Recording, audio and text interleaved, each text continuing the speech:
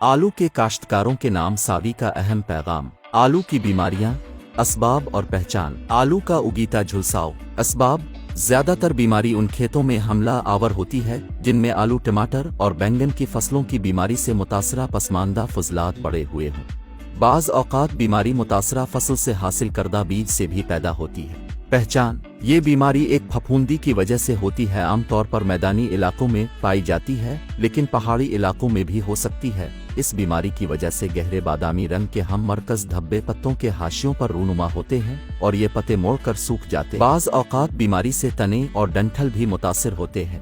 पौधों के मुतासिर होने की वजह से आलू जसामत में छोटे रह जाते हैं और ज्यादा देर तक रखने के काबिल नहीं रहते। गर्म और मरतूब मौसम में बीमारी ज्यादा फैलती है, लेकिन अगर दर्जा हरारत गिर जाए तो बीमारी रुक जाती है। शदीद हमला की सूरत में पौधा झुलसा हुआ नजर आता है।